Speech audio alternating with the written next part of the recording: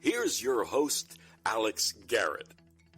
Ladies and gentlemen, you could have been anywhere in the world tonight, but you're here with us in New York City. Are you ready? I know I am. Hey, I'm Alex Garrett, your host for this episode and everything Alex Garrett Podcasting. And this podcast specifically focuses on topics that should be trending. And, well, you know what they say, right?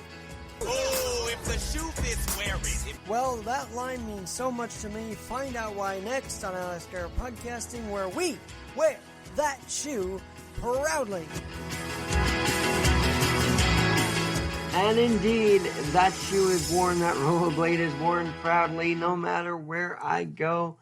And this is another edition of the Abilities Hour, which is an hour of the podcast where we take time to talk to those who have overcome many challenges and shown their ability. And today my next guest really focuses on that, so much so his tagline is, "It's not the disability, it's the ability." That line courtesy of Dana Bowman, who isn't afraid of anything, who is I believe a double-amputee paratrooper, who's been doing this for years. Dana, you and I first met at Mitchell Field for the Games for Physically Challenged, where you jumped in at least 2-3 times in consecutive years, and your name came to mind, actually, when someone nominated me as a top athlete, whatever, because I was doing all that stuff. I thought of you because you're one of the best athletes I know. So Dana Bowman, for those who may not know you, tell my listeners your story. Thanks for joining me this morning. Well, I appreciate it, and it's been a long road, and what's really neat about it is going out there and still shoot, move, and communicate. That's what I did in the United States military. I was spent time in the United States military working with the Army, Navy, Air Force, Marines, and the Coast Guard. So I got my 20 years in now, and I'm done, retired, but I still work for the United States military. Kind of back it up a little bit, I started as an engineer in the United States military, a heavy equipment operator. I started at Fort Leonard Wood, Missouri, lost in the woods, and then I on to Fort Lewis, Washington, where was my first duty station, and it was just beautiful up there. Had a great time, great unit, and then I upgraded my leg status, which meaning I was not airborne at the time, not jumping out of planes or anything like that, had no clue about airborne. So they sent me out to Fort Benning from there, and then off to Fort Bragg, North Carolina, at the home of the airborne. I had a great time. I was stationed in the 82nd Airborne 307th Engineers for 3 years. Spent my first combat tour, which is a little mission that we had in Grenada in 1983. After I spent my 3 years with the 82nd Airborne, I decided to up my goals a little bit, and I joined the Green Berets, the Special Forces, which was pretty awesome. So now I had a red beret, and then I had a green beret, and I loved the United States Military Special Forces. They sent me to Panama, South America, and I spent 10 years there. Peru, Argentina, Venezuela, Ecuador, stopping drugs coming back into America, a lot of foreign internal defense missions, and working with some great troops. Had some opportunities to work with the NSA, the CIA, DIA, all these different agencies coming together and, I said, helping our country out. So that was my second stint in the United States military. As I stayed in the United States military, I continued in the Special Forces, went to Ranger School, Halo School, High Altitude, Low Opening School, Sniper School, just great. And then I continued to upgrade, and believe it or not, I joined the Army's parachute team, the Gold Knights. Now, the Gold Knights are based in Fort Bragg, North Carolina, at the home of the Airborne. and they consist of 84 men and women. They make up the different military occupational skills known to me and you as jobs. And they're goodwill ambassadors. They're kind of like being the United States Army's elite parachute team. Like the different services have Blue Angels, the Thunderbirds, the Aero demonstration teams. So I got to work with all these teams and travel around, jump into air shows, and represent the United States Army. And then in 1994, you have this tragic accident happen. Take us through that moment, and then life after was never going to be the same, was it? Oh, no, not at all. On the Gold Knights Army Parachute Team, I was in the winter train-up where we go once a year, and we bring the teams together, and we perfect our skydiving skills, and we do all kinds of different demonstrations, aerial demonstrations, jumping out of planes and landing on these little tuffets and targets so that, you know, you can be a represented and show them United States military. We did this maneuver called the demanding diamond track, which entails two jumpers to exit aircraft at right around 13,000 feet. They fly away from each other and they fly back towards each other. So your objective on this diamond track is to make this red etched out diamond in the sky starting at 13,000 feet, meaning one guy jumps out of the plane, goes the opposite direction, and has smoke trailing from your ankles. So now you're on the ground and you're watching this, and you see these two bomb bursts, one going to the left, one going to the right. They fly away from each other in about pre-designated altitude, about 7,500 feet above the ground. They turn around 180 degrees, and then they fly back towards each other. Now remember, you're still coming down.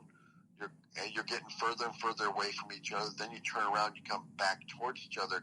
So you finish the top half of the diamond, and then you come back, and you're supposed to cross at an altitude of 35 to 4,500 feet above the ground, and then open your parachutes up, come down, and land.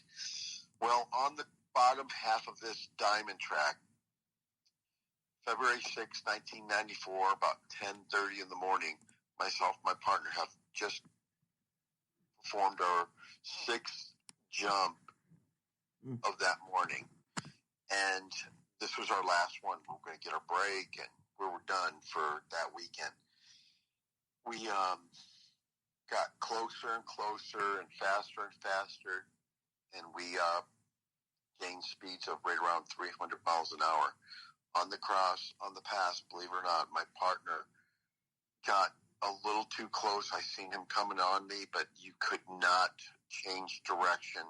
And my partner went to put both arms out to veer off, to move away, and believe it or not, his arm clipped both my legs. And I had both my legs were cut off in midair.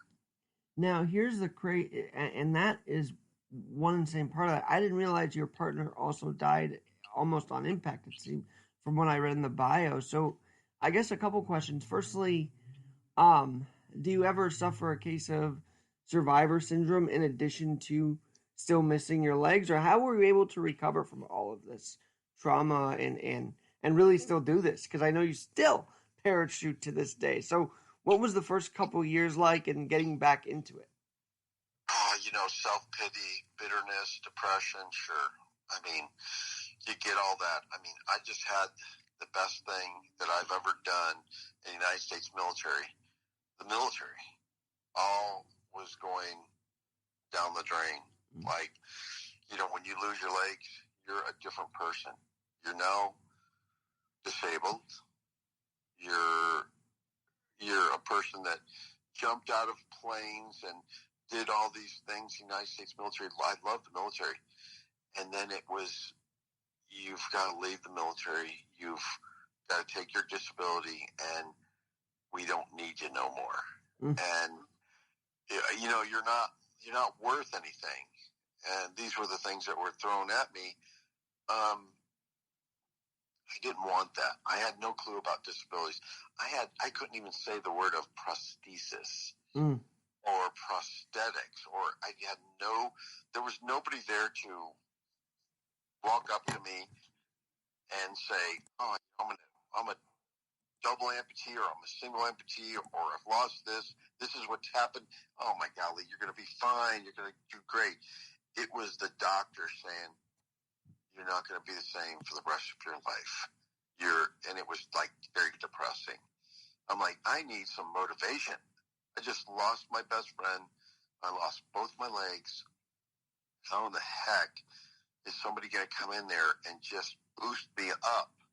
I'm usually the guy boosting people up, and I just, I put my hand up. I don't want to hear this. Okay. So I started looking, obviously I had to rehab. I went to the funeral 7 days later. I was in Walter Reed Army Medical Center in Washington, D.C. for about 5 or 6 months. I just had to continue and not give up.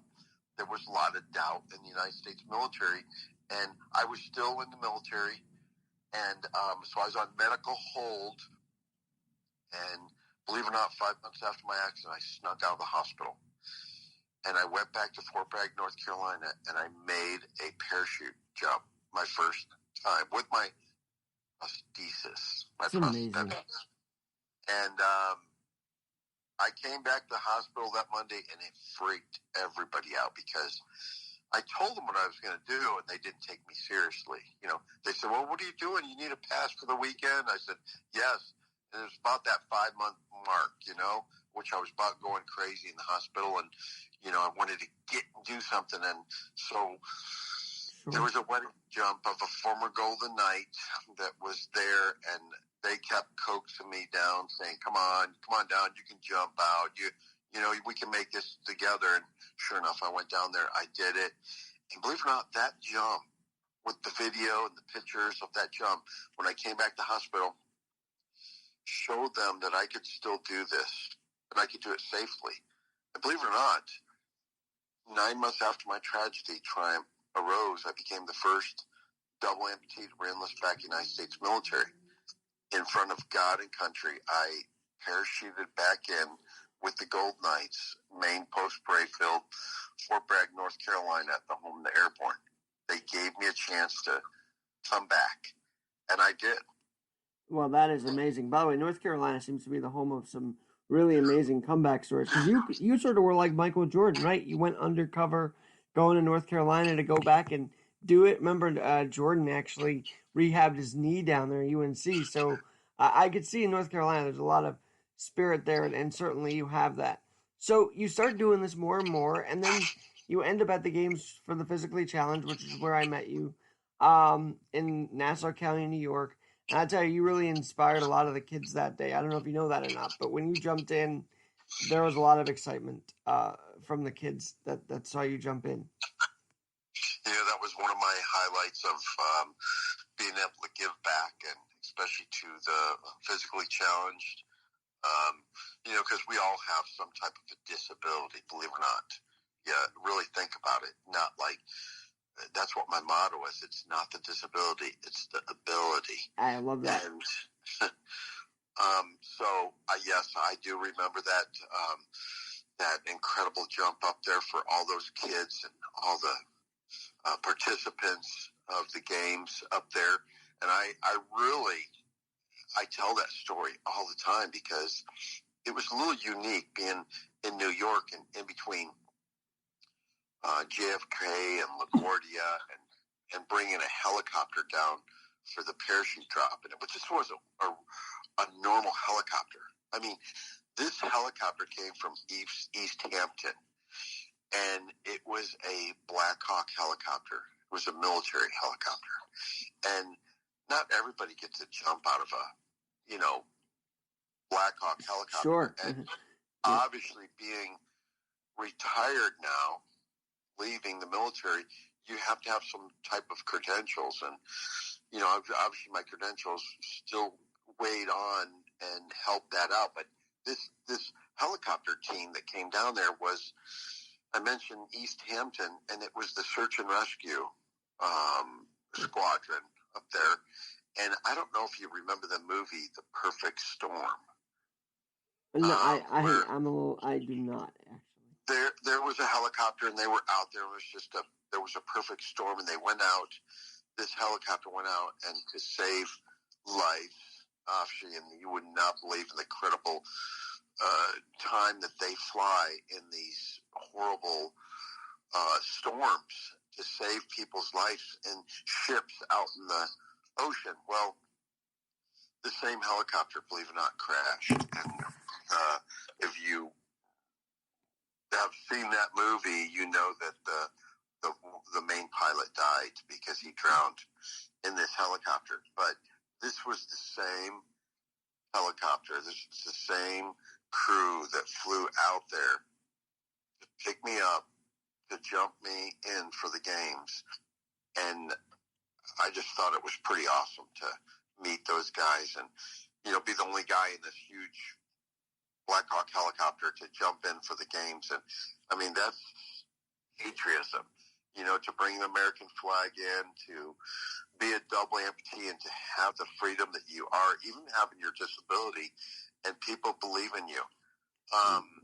Because of what I did in the United States military by being the first double amputee to re-enlist back in the Army, it changed the mindset of the United States military. And that was the same time that they started changing, saying, okay, you have a disability, do you want to stay or do you want to go?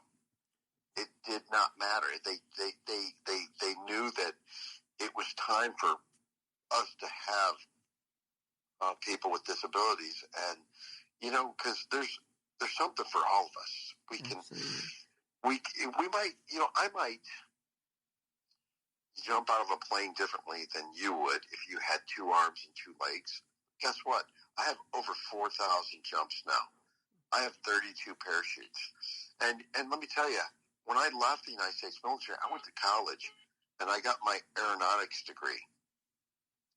I became the first double amputee helicopter instructor in the world. So I flew airplanes, seaplanes, helicopters, hot air balloons. I did it all and became an instructor.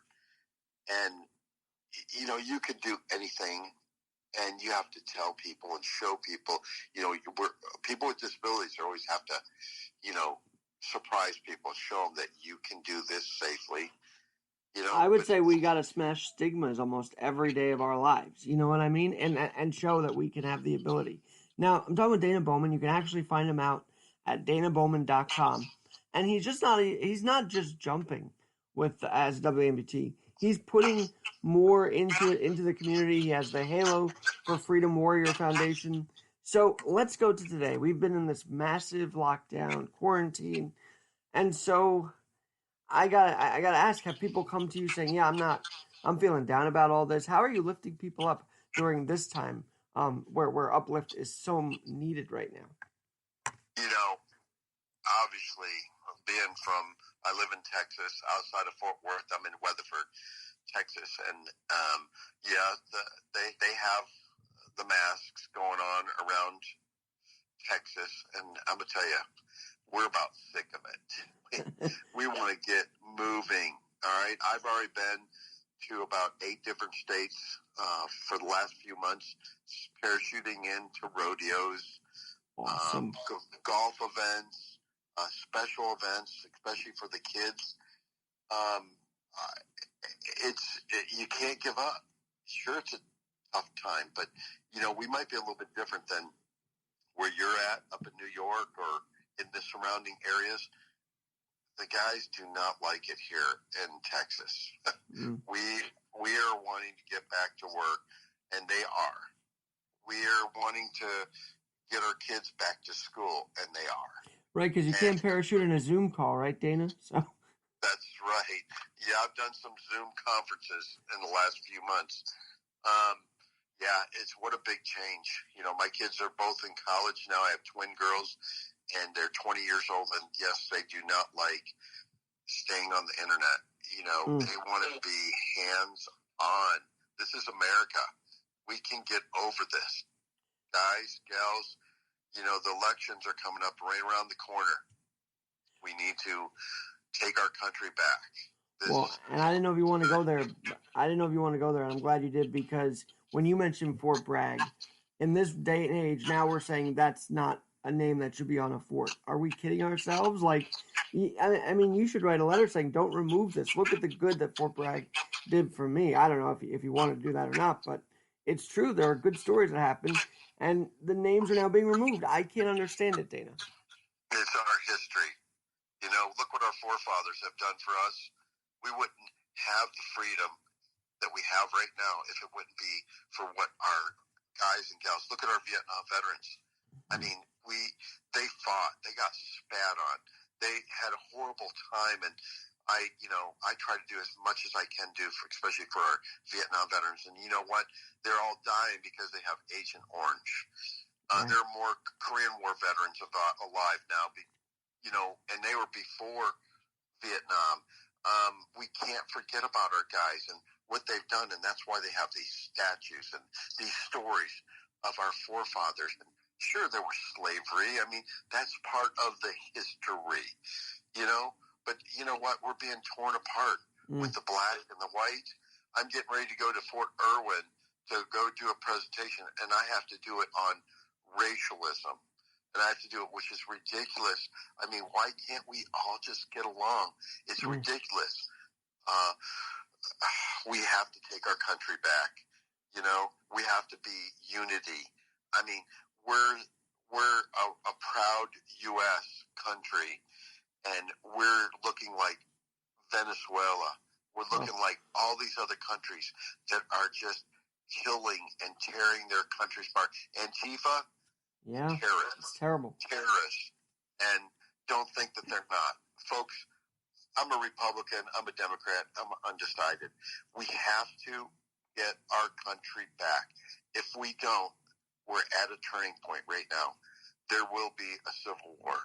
There will be tearing up. We will be like Venezuela. It's going to be ugly. We got to stop this. I don't think that's fear mongering. I think that's truth. I really do, because already we're getting checks by the mail, and that's kind of something I feel is an example of socialism, right? You give $1,200 for nobody to do anything. It just, you get them used to that, and I don't want to be used to that, if that makes sense. It sounds like you don't either. And you do have that American spirit of up and going and not letting anything stop you. And now we're literally being told we have to stop everything. That's not the American spirit, right, Dana? Not at all. Not at all. People are getting, worse out there on the traveling because it makes you bitter. When you've changed the things that we've done to get our life to obviously grow up, we get educated, we have kids, we have family, we're proud of our family, what they do. They could join the military, they go to college, they do all these things. My son just graduated I'm trying to think, just in May, and he wasn't able to go to school for several months, and he didn't finish with his classmates. We lost a piece of that graduation, and this is what's happening out there, and I see it every day. Dana, I'm so glad you're talking about this, because I think also, as someone with a disability or someone who overcomes everything like you and I do, we won't be known for our thoughts more so than our actions. Like, yeah, it's cool, I rollerbladed one leg, but yeah, I should be able to think freely too. You know what I mean? I'm fighting that every day. I don't know if you feel you are too, but I definitely am. Fighting that ability to have free speech and say what I want. And just because we're disabled, we don't have to go to a party line. I think there's that too. We're kind of couched in like, you should be this way because you're this way. No, we're free thinkers, aren't we? Dana. I don't know if I lost him there. Let's see. Dana, you there? No, I'm here. Okay, I don't know if you caught what I just said, but I was saying that... No, I heard you. Because we have certain things, we are sort of couched in a certain way. Like, you are this way, so you have to think this way. And you and I are like, no, we have our own thoughts. Thank you very much. Yes, we do. We do. And some people don't like that. And, and let me tell you, like I said, this COVID deal is killing our country right now.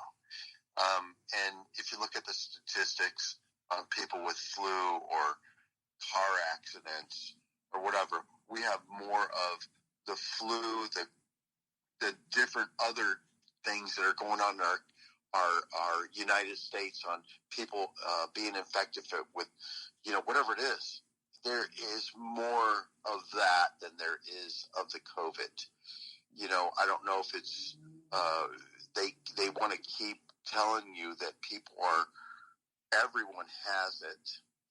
I've had employees of mine here in Texas to go down and get tested and tried to stand in a line for a day to get tested. When you say, this is it, I don't want to be here, and they leave. They didn't get tested, but they did sign up, and 2 days later they call them back and they say, guess what? You've got the COVID.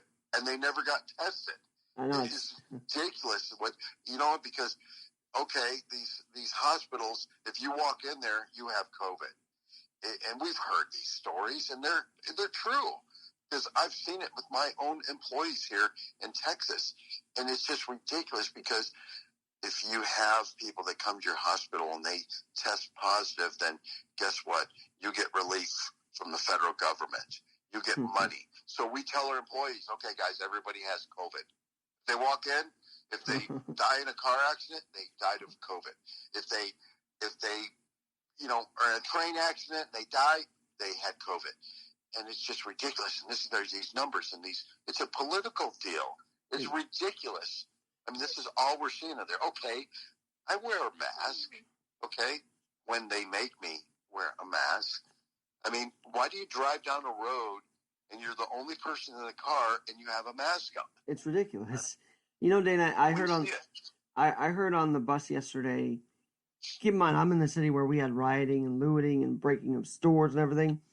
I heard on the bus, if you don't wear your mask, a cop's going to come on and enforce that. I'm like, how are you telling that to the people that are breaking into our stores or no? It's like they're targeting the wrong people to enforce, and it sickens me. But I've got to ask you this because you just mentioned, you can't go to the hospital if it's COVID. In your company, in your, foundation, did you hear any stories of people saying, yeah, I needed to get this, but I couldn't because they canceled elective surgeries? Have you had any stories like that come your way? Oh, absolutely. And I did. And you were sad about this. They tell you that the COVID, you go down for the COVID and go get your testing. Listen, it's not free. You're paying for it.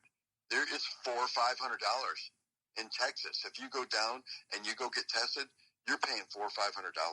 These people, anybody, if you want to get tested, you might as well forget it. You're paying. So there's no free check you out and, make you safe and all that other stuff. And then on top of that, they're going to tell you have it. So you're getting double whammy. Now, the surgeries, yes. I know that for a fact because I had surgery. I did have during the COVID, and I went to the VA and I had some minor surgery and all that stuff. But, golly, it's just like we have a movie that's one of those places where everybody in the world has COVID, and you have to be 6 feet away from each other, and then you're flying the airplane and you're sitting 20 inches away from somebody. Right. But no, we're social distancing, but we're going to be max capacity on the airplane. Now, what is the difference between social distancing in 6 feet away from each other or being right next to somebody on an airplane because you have to fly on an airplane? It is so stupid. I just do not get it. Just think about that. Okay, you got a mask on, you're in an airport, you have to do social distancing. But we're going to cram you all on an airplane. It's got 100% people in there, and then you got the flight attendant up there. Pull your mask up over your nose, Yeah. Well, let me ask you about that. If you've been on an airplane, I have several times now. It's ridiculous. Wearing a mask. about suffocate with the mask on anyway. On top of that, I just want if you fly on any airline, if you have a bag of chips and you have a water with you in your hand the whole time, you don't have to wear your mask because you're eating. Okay, so you just take your mask down and you pretend that you're eating, and you won't have to wear your mask. Dana, especially at that altitude. I mean, you don't want to have the mask on at that altitude. So let me ask you this. Now, let's have a little fun with this. So you have prostheses, even if not during COVID. Any crazy prostheses stories where you might have gotten them lost thanks to the airport, or something, like any crazy travel stories that you want to share with us during this journey? Well, after all these years with hundreds of different types of prosthetics for running, jumping, flying, snow skiing, water skiing, I have them all. Yet traveling, my baggage is always very heavy because of all my prosthetics and the parts and pieces that you need. It's, polishing them up, going through, big thing is going through airports because, I'm jumping out of a plane and I use smoke that's connected to my ankle on my prosthetics for the jumping so you can visually see me. When I jump out, it looks really cool with the American flag. And I do jump a 2,000 square foot flag in when I come in every jump. And so I got this residue from this smoke canister that is obviously it's kind of like the material they use for explosives. So now I'm coming through the airport and they're going to swab my legs. And I usually wear shorts when I'm coming through the airports. And obviously, coming through, they're going to wand you, pat you down, swab you, check you out. And me being military, I have my military ID card, and these guys they have their little wand and they'll beep in your shorts and they'll say, it'll beep, beep. Sir, what's in your pocket? I'm shorts on. I've got prosthetics. It's my prosthetic. I love it. Well, there's something hard right there. What is that? It's my prosthetic, sir. And so, they swab you down and all of a sudden they say, it's not clear, because it says you have something and we have to do another check. Like, golly, this is explosive. What have you been? And you try to explain to it, and you might even have some of your parachute gear with you. The people have no common sense. They don't understand. So they hold you up, and they have to bring the bomb dogs down, and all the EOD guys, and they have to come down there and check you out. 9 times out of 10, I know these guys, and they're like, oh my God, it's Bowman. He's jumping out of a plane. We know this guy. Headline news, over 250 international TV shows. I'll be lucky if they do know me. And then, then they have to do more tests. It's not like a common sense thing. I'm not a terrorist, okay? I'm full-fledged. I have an American flag on my prosthetic leg. I mean, I bleed red, white, blue. And I've been doing it ever since. But there is no common sense when it comes to these guys and gals, some of them, through these TSAs that need to be educated, or we need to start at the top and bring it down. If you go overseas and you're in Germany, they do it differently. They know. They don't do the nonsense thing. Okay? You can go to Japan and you can have water on the airplane. You can bring on water on airplane. You know why? They have a little tester. You just stick it in there. Okay, you're good. Go. Take it. We got all these getting ripped off by our government and all these people coming up with all these gadgets and goojits and whatever to check your stuff out, and they still sneak crap on. And, we're getting hosed here. No, Dana, I'll tell you, I went to South Carolina for a doctor's appointment. And both times, up and down, down to South Carolina, back up, they had to swab me and my crutches and my roller skate. And it's like I don't get what it's for. It doesn't make sense. So I feel you there. Um, you mentioned family, and I want to ask you about that. So when this tragic accident happens in '94, how strong was family back then? Were you married at that point or not yet? What was that dynamic like after your accident?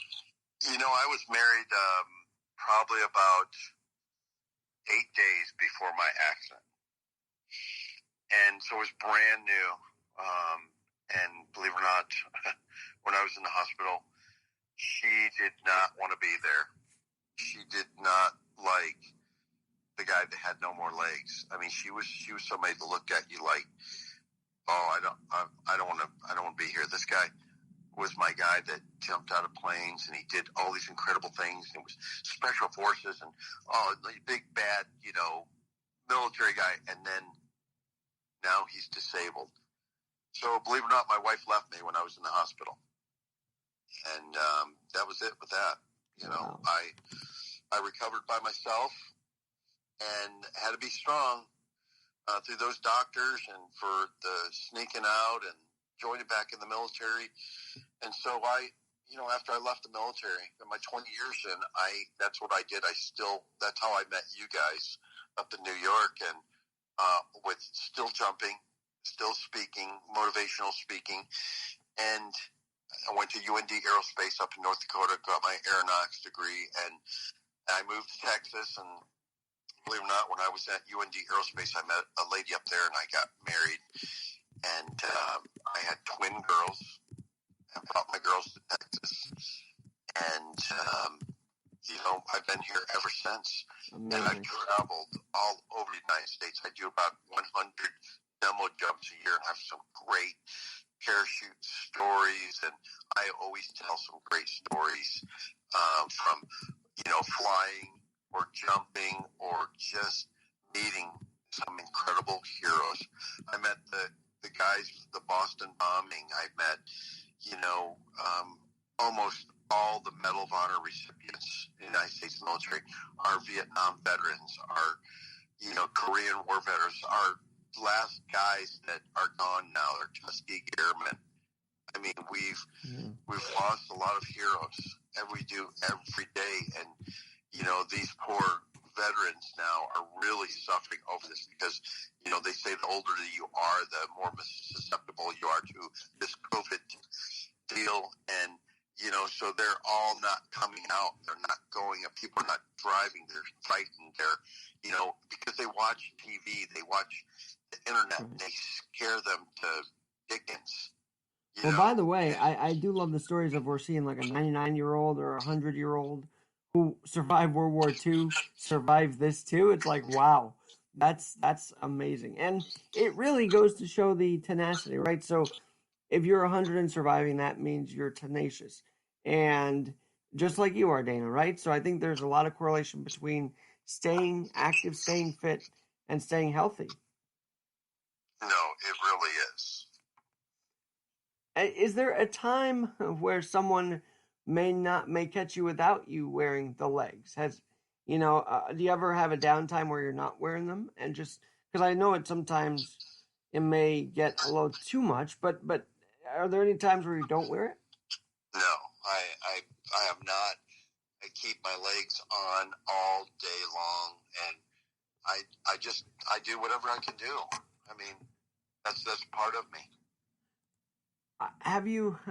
So I'm guessing you didn't wear a mask during these parachutes during COVID, which I'm very proud of that, to hear that. So what was that like for you? It must have felt uplifting for yourself and for those around you that saw you come in. Like, yes, we're doing this. We're during this time, but Dana's uplifting us right now.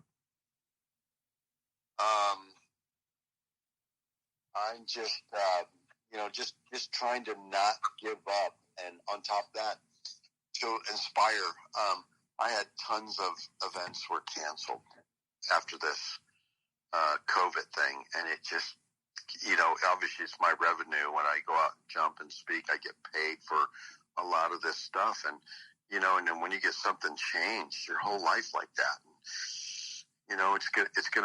it's gonna upset everything that you do.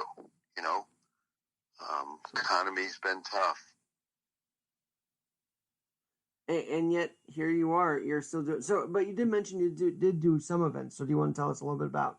You did some rodeos. Was this during the pandemic? Oh, during the pandemic, yep. And you don't want to hear something. Yeah. So I did one here in Weatherford, Texas, where I live at, and it was it was last month, and I got invited to come into the rodeo and jump in on Friday and Saturday.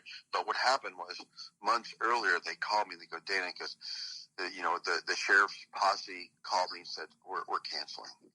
And I said, are you kidding me? I said, this is where we live at. I mean, this is where I live at in Texas is awesome. These people are awesome. They don't like this COVID thing. And I said, you guys are bowing down, and you have to have some balls to go out there and, just say, hey, we're going to come community. We're going to do this. And this is no kidding. So they called and they canceled, and I called my friends. I went, do you believe this? They canceled. I mean, now we're going to be like everybody else. Just cancel everything. Make it even more miserable for people. I mean, these poor kids just couldn't have a graduation, and all these kids in town and everybody we love the rodeo. I mean, everybody goes to it, and I get to jump into it, and then all of a sudden I get a phone call back about, I think it was a day later, and they said, oh, we're back on. We're back on. I'm like, oh, thank God. Thank God. But they had changed it for, weeks later. Sure. We know, Dana, it's but interesting. Guess what? We pulled this thing off. We had over 7,000 people there. And you want to hear something? Absolutely. We made headline news. If you pull up Weatherford, Texas, and you want to see the picture, the media came and says, oh, my golly, this is not a COVID-safe place. 7,000 people, not one person had a mask on. Okay? Amazing. Now, obviously, the first they're going to say, oh, my God, the cases are increasing. And then, obviously the governor has to get involved, and the judges have to get involved. And then they're all freaking out about it because we had a great week raising money. We give the money to the disabled. We give it to the schools. We were Americans. And I'm going to tell you, we're proud Americans, proud Texans. We have one statue in town here, and it's from the Civil War. And, they obviously, people from Houston had come down and tried to tear it down here. And I'm going to tell you, you don't want to come to Weatherford or any place in Texas because we have every gun in America here. And we will protect what we have here in Texas. You're not going to take our statue down. We believe in it. Hey, let me tell you something. So I jumped in the rodeo, right? Sure. You want to hear something? I do. My video of me jumping into the rodeo, it went 2.4 million people. Yeah, I'm sure that you can probably even pull it up. I did get on a couple TV shows because of it. It was a big deal. Dana, I didn't really give a context of the jumping at the games. I was about 5 or 6. So this was about 25 years ago, 20 years ago when I first met. Yeah, 25 now. When I first met you. And so you're still jumping 20-something years later. So what's it like jumping at 30 compared to jumping now? Is there a difference? Is the body maintenance different than it was back then? What's it like jumping now? Well, worn and torn. That's what it's about. I broke a lot of prosthetic limbs on my way down. I'm a well-seasoned paratrooper, okay, that hasn't given up. I mentioned I have over 30 parachutes, over 4,000 jumps. I can land on that small little spot still. When am I going to stop? Well, maybe it's coming close, real close, but you know what? They love patriotism. There's not a whole lot of people that bring a 2,000 square foot flag in and be trained by the Gold Knights and still land on that target safely,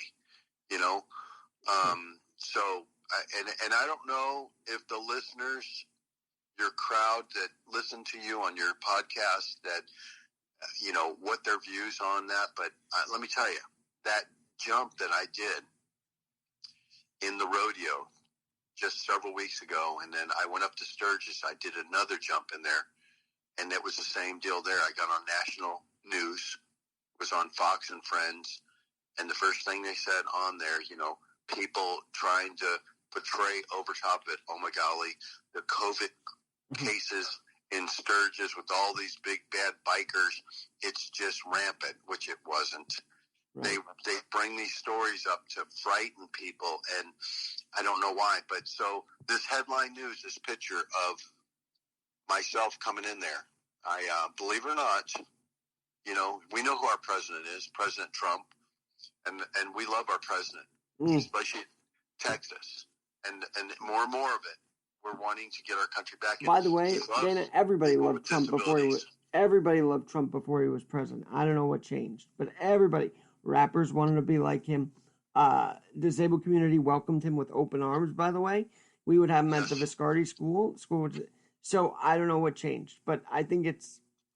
I hate to say it's kind of because of the R, but I think it's because of the R next to his name. I just have to say that. I think that's part of it. Well, so I just want to tell you that I mentioned I have 32 parachutes. I am the only one in the United States that has, and I'm proud of it too, that has the Trump parachute. And I jumped that parachute into all these places I go, and I'm going to tell you, people love it. We know that we're going to get our country back. We have to. If we don't win this election in November, then yes, we should be frightened. Okay, you should be. Dana, we need to get it back. When you come back on, I'd love to get you on video too, because you've got quite a story, and I want to put this on my YouTube as a video as well. So when we do another one, let's definitely zoom this, because this is some great stuff. And you've met him personally or no? I have not yet, but since I'm jumping his parachute, I'm going to, and I've already been invited. Now, it doesn't matter whether I meet him or not. I just know that I see what it is in people about saving our country, stopping Antifa, tearing up our country, fighting with each other, blacks and whites. Okay, we need to get along, and we can, and we did. We didn't start this. Okay, the Republicans are not out there, tearing down statues. Right. Who is doing it? Come on. By the way, there weren't even any riots outside the Biden campaign speech, so nomination speech. So you tell me about that one.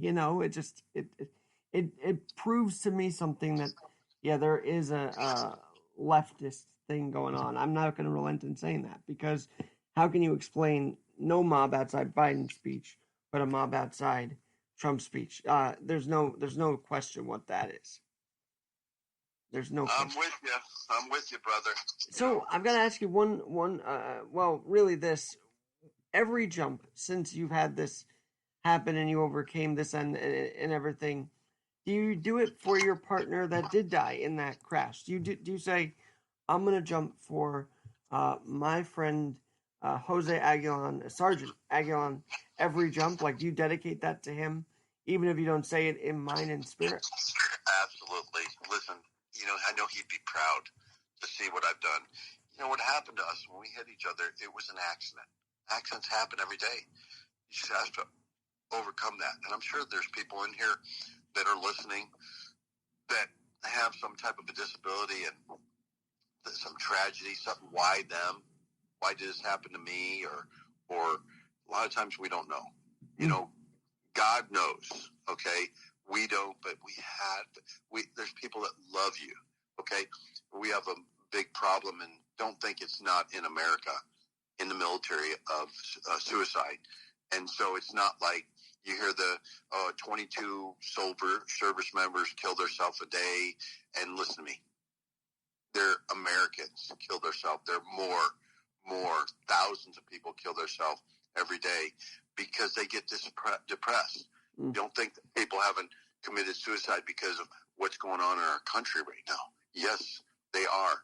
And I'm going to tell you, those people that are horrible people that are tearing up our country, they're going to pay. Dana, I will tell you, they think that keeping us inside is the safest thing, but really it is killing us because of the suicide rate, as you mentioned. Yes. And so I guess I started this with the case of the Mondays because I woke up fired up today. I said it's not going to be just another draw Monday. We're going to make something of it. Do you ever get that depression still, or are you pretty much past that? Like, how do you make sure you don't get the case of the Mondays and just keep going? Yes, I still get, sometimes I get wake up and just think about, I'm alive. Sure, there's going to be things thrown at us every day of our life. We gotta, and there's going to be other people that be worse off too. Just like when I tell a little story about when I was in the United States military, I seen a guy in a wheelchair, and I walked by him, and I probably didn't say hi. I just looked at him and say, "Ooh, I didn't want to be there."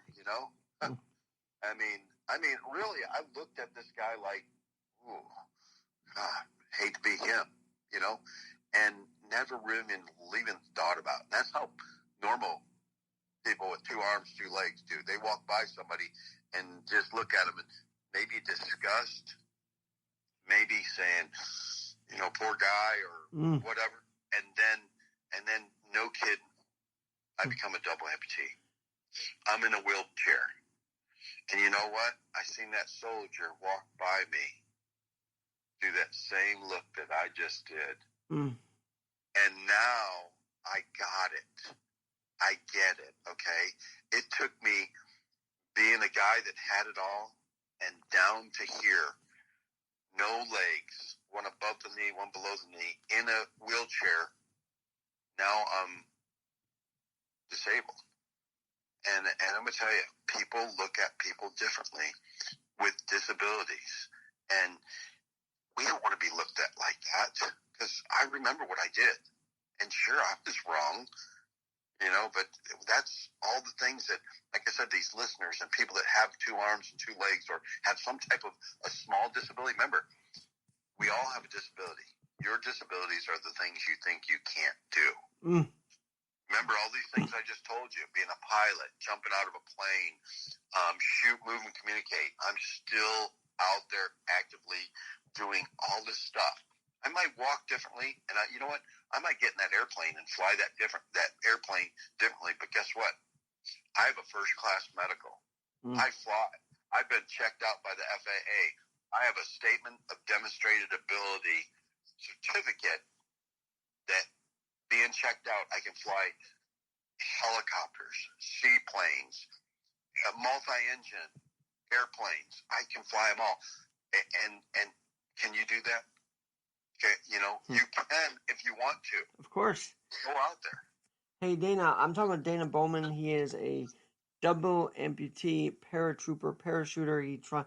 Now I find out he flies the only Trump parachute, and I'm very excited to hear that, Dana, and that's very cool. But you mentioned you mentioned about walking past the soldier in the wheelchair, and now how you've been in that role too now. But God, where has God played in your in all of this for you? I wouldn't be alive if God was not there for me. I mean, because remember, I lost it all. I had nowhere to turn. It's we need to keep our faith. That's what keeps our country going. Okay, in God we trust. We see that. We see a lot of it going away too. We can't forget that. In faith, all can be healed. Because there's a lot of stories in the Bible where something happens to someone because God has a plan for them. I mean, maybe it's too crap, but do you think this was God's plan for you? Or how do you feel about that idea? I'm sure it is, because I've had people that had tried to divert me and stop me and move me over and say, well, this is, you can't do this, like join the United States military again. You can't, yep, you can't. I had all these people, you can't do this jump, whatever. And no kidding. If it's meant to be, it's meant to be. I'm being guided every day in the right direction. And you know what? If it's not meant to be, then no worries. Then I'm not supposed to be doing that. But I'm telling you, I've been the doors open. I'm able to do all these incredible things because I'm sure there's still something else out there. He's helping me. He protects me, and I'm telling you, I've been in. Even being the double-amputee, I've had some squirrely jumps and landings and things like that, and I mean, just you can only imagine all the places I go. And if I do something, I got to be safe. I don't want to die. You know, I almost died, but and guess what? I'm not worried. I'm not worried. Dana, I think there's a reason why you and I reconnected. This is not by accident. So I'm very glad that we had this hour. I'm going to put this in a podcast segment called the Abilities Hour, where I talk to people who have been overcoming a lot, and it's the hour where we just talk about, our abilities. And I think we need to talk about more because I think, as you say, and as I've seen and I've been told, there are a lot of people that say, no, you can't do this. Well, yes, we can, and we are, plain and simple. Right. Plain and simple. And so, Dana Bowman, thank you so much for this beautiful hour of conversation. And I got a little insight into you more than just seeing you jump out of the plane at like 6 years old. I get to know you a little more today. So I'm very excited about that. And I was talking to my dad yesterday. I said, do you remember when he went around and he was giving out those signed pictures? I remember that because I think you literally you knelt right in front of me to give me the picture. I kind of have that visual of that. So I'll never forget those days. And thanks for reconnecting. I'm glad we had this hour today. I really appreciate it. Thanks for starting my great morning. And let's do this again sometime. Okay, we'll do it. All right, I'm Alex Garrett. That's Dana Bowman. This is the Abilities Hour on Alex Garrett Podcasting. And please do not get a case of the Mondays. Start your week out, pretty damn good on a high energy level. We'll talk to you soon.